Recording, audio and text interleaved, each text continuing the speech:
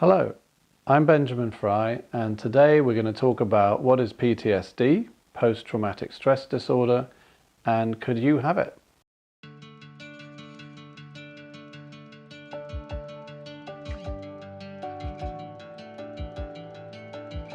So one of the big buzzwords in mental health and even in society at the moment is PTSD, or post-traumatic stress disorder. People often talk about stress, they also often talk about trauma. I'm fairly keen on trying to avoid those words because they've been so overly used that people no longer really, even professionals, agree on what they mean. However, there is a very specific way of looking at what we mean by PTSD and what we therefore might mean by stress and what we might mean by trauma. And it comes from understanding the specifics of the story of the nervous system. So if you've been following any of these blogs or seeing any of these videos, you might already be aware that the way that we respond to threat has a significant impact on our health, on our physiology, on our biology, on our thinking, on our behavior, and on our relationships.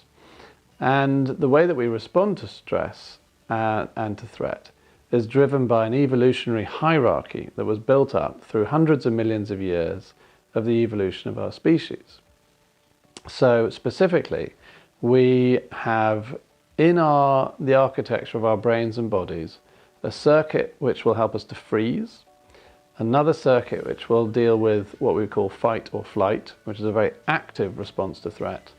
And then we have other areas where we will, for example, become vigilant, which will help us to respond to a threat quicker.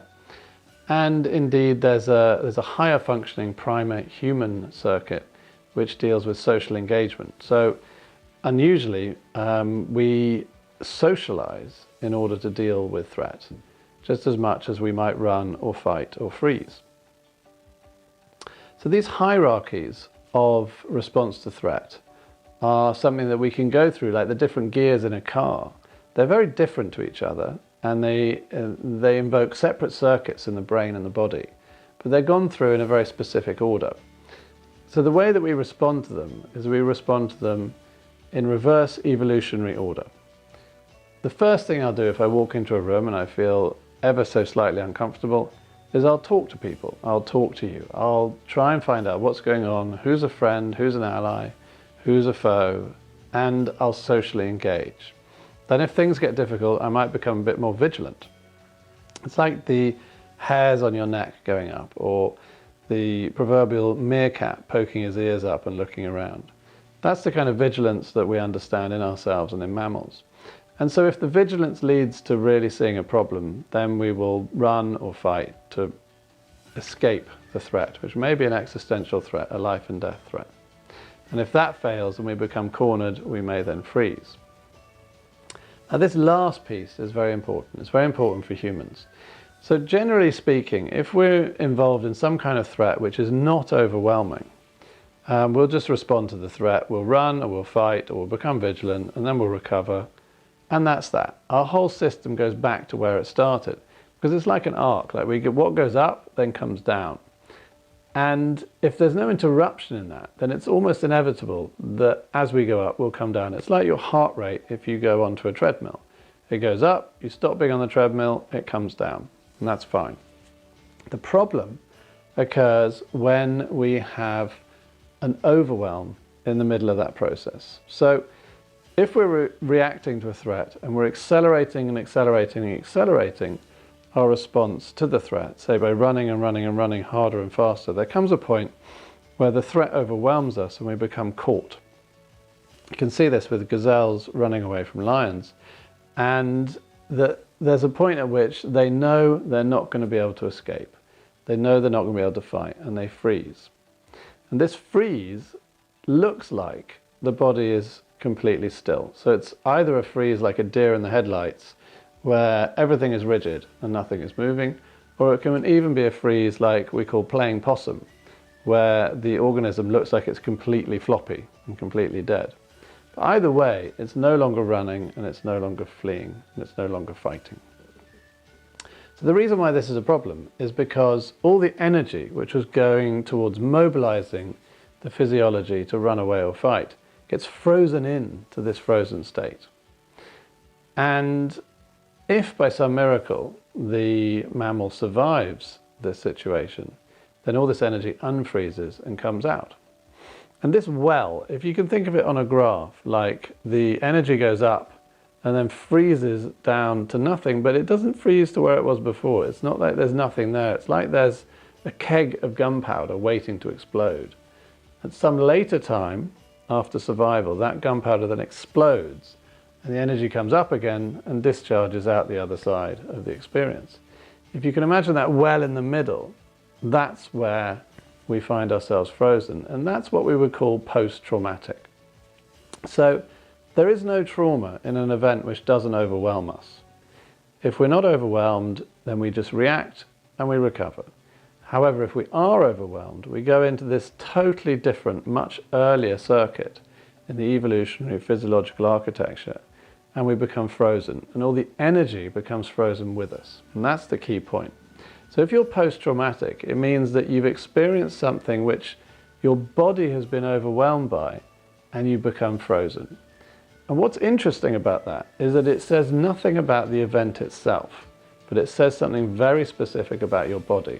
So a lot of people talk about trauma, and they try to talk about events, like they talk about a car crash, or they talk about going to war, or they talk about the abuse of children. But it's not about the event. It's about how that event affected that person's body in that situation. So it could be that even a raised eyebrow is experienced as overwhelming by someone. If a raised eyebrow has been a precursor to things that were very scary and dangerous and not survivable and not escapable, then a small child's organism can go into overwhelm very easily. That doesn't mean that a raised eyebrow would be traumatic to someone else. It just means in that person, in that place, at that time, it's been overwhelming. So that's the first point to take on board. When you think about PTSD, the first two letters are post-traumatic. Post-traumatic means that my body was overwhelmed and I shut down. That's it. It doesn't have to be defined by anything else. So the next piece is the SD of PTSD, the stress disorder. And this is what happens when I try and recover from being overwhelmed. So I can go into that well where my response to a threat has been frozen. And I could be there for 10 seconds, 10 minutes, 10 days, 10 weeks, 10 years, maybe 50 years. But it's still there.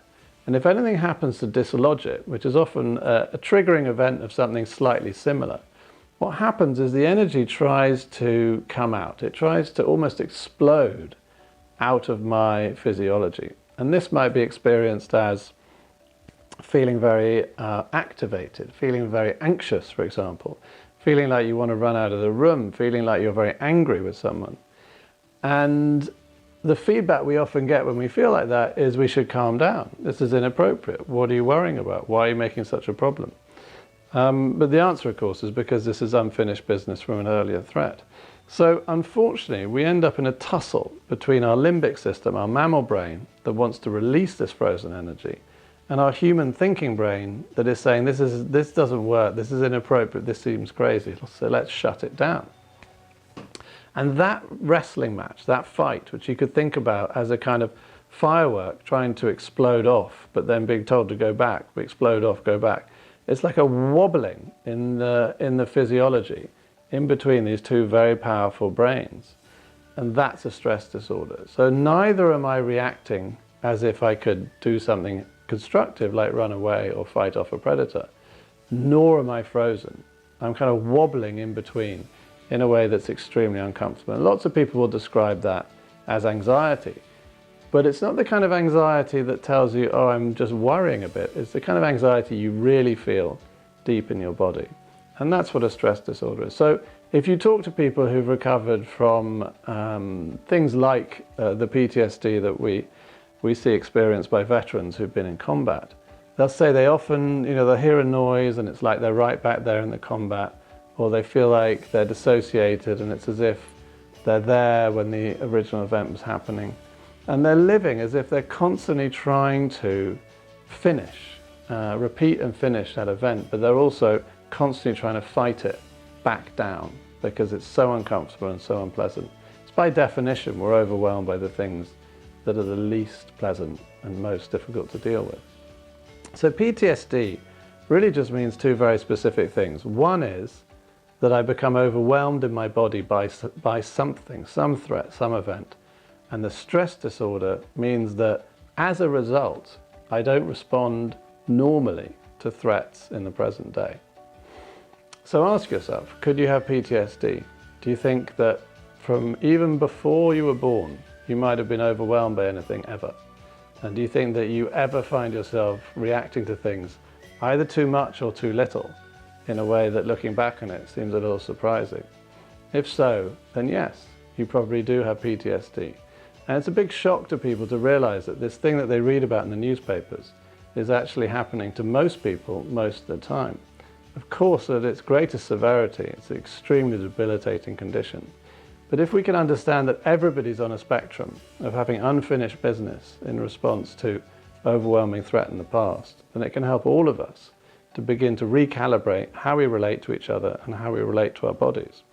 And my greatest hope is that people who are struggling with severe symptoms of PTSD, such as veterans returning from combat, get the treatment they really need, which I believe comes through understanding the story of the nervous system and the treatments, the physiological treatments that it implies. So I hope you enjoyed this video. I'm Benjamin Fry. I've been talking about some of the ideas in my latest book, The Invisible Lion. If you'd like to know more about the book or the resources from it, please visit theinvisiblelion.com and see what you can find.